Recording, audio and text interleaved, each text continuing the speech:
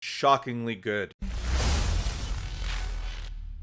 What's up, guys? Andrew here on my channel, GearedInc, where I get to share what I'm passionate about with you. And on my channel, that's PC tech, games, and gear. And today we're reviewing two very, very different capture cards at two very, very different price points. So I've been wanting to get a capture card for quite a while now, something that I could do for dual, streaming, for capturing game, console, gaming footage, to do benchmarks without taxing my system, things like that. And when I started digging into it, the one that really appealed to me the most was the Live Gamer Duo from AverMedia, due to its tremendous pass-through support, 4K at 60 Hz, 1440p at 144 Hz, and 1080p at 240 Hz. But at $250, it is by no means cheap. This led me on a journey, as I like to review budget, kind of no-name products, to see if I could find the cheapest possible capture card out there. And I found one from NVENC for $9.99. This is an HDMI to USB capture card converter. Obviously, there's quite a bit of difference in performance, as you'd expect from such a different price point. But the thing they both do is they actually use your graphics cards to handle all the heavy lifting.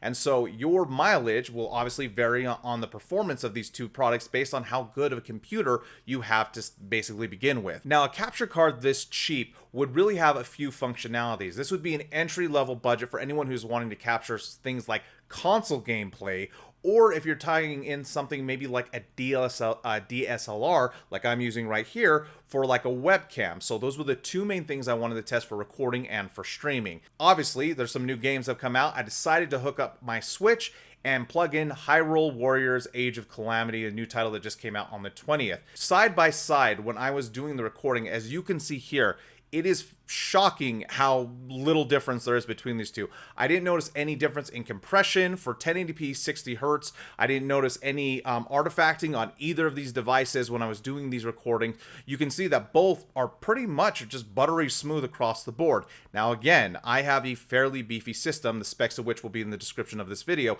and that is what is driving the compression and driving the encoding. So if you don't have a great system, you may not have exactly the same experience.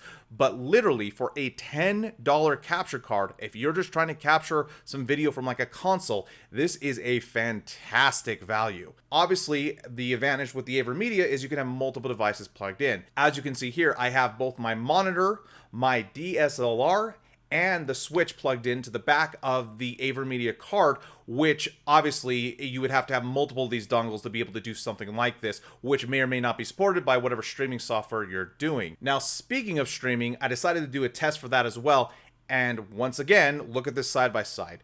In 1080p 60 Hz streaming, there is virtually no difference in the overall quality, no dropped frames, no stuttering, nothing when it comes to these two capture cards, which again is more a testament to the system it's running on. But if you do have a decent system, what this goes to show is that under specific circumstances, depending on what you're going to be using this capture card for, you don't necessarily have to buy a really expensive card. Now, the thing I wanted to test also, like I mentioned, was DSLR support, because that's what I'm using to record this video. Now, for my AverMedia card, it had zero problems in terms of being able to actually, give you the image of this video, and just obviously a kind of an overall good experience. Just plug it in and it basically worked right off the bat in OBS. Now, unfortunately, it's a completely different case for the NVENC. Whether it's due to software limitations, hardware limitations, which is most likely, because obviously I don't have multiple DSLRs I'm able to test this with.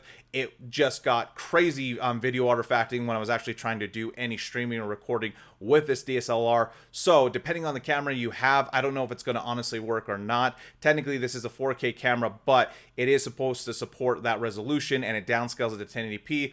But due to limitations on either hardware, software, or both, at least with this G7, even though it does support 4K downscaling, which that's technically what this is, it wasn't able to basically do what I wanted it to do, where the Aver Live Gamer Duo was. And then finally, the Achilles heel, honestly, of this thing is the fact that it does not give you any audio recording, at least with my Switch. Now, I don't know, again, across different consoles, because that's really all I've got, or other devices, but even with my DSLR, it wasn't picking up the audio in the built-in mic into the camera. And so what that tells me is either that it's not able to record audio and video at the same time, or maybe I got a bad one. I don't know, because on its products page, it does state audio. I was actually able to find a slightly more expensive capture card that should fit the bill if you kind of want to cover yourself. But for this one, either it doesn't support audio recording and obviously video at the same time, or I got a bad one, in which case you would have to use something like this AUX cord if you were going to actually be doing audio recording, obviously with your gameplay footage, which most people I imagine are going to want to do. So I guess, guys, when you're comparing something like a $250 capture card to something that literally costs $10 on Amazon, it's kind of one of those things where this has a very specific use case. Obviously, this is way more robust, less, less issues with different devices. But if you're just getting into streaming or recording, something like this, $10, and you can record your console gameplay, and there's virtually no difference to this, obviously based on your computer, this is still a crazy good value. I wish the audio had worked on this one. Again, I don't know if I got a defective one or not, but there you have it. So anyway, guys, I hope this video was enjoyable for you, and I hope that it was helpful in some way. If it was, leave me a big thumbs up. If you thought it was garbage, leave me a thumbs down. Remember to get subscribed and hit that bell icon so you know when these videos drop. These products will be linked in my Amazon affiliates in the description if you want to support my channel directly. Thanks to everyone who continues to support my channel and continues to watch these videos. And as always, I'm going to continue to make them whether you watch them or not, but I hope you do, and I hope to see every single one of you next time here on GearedInc.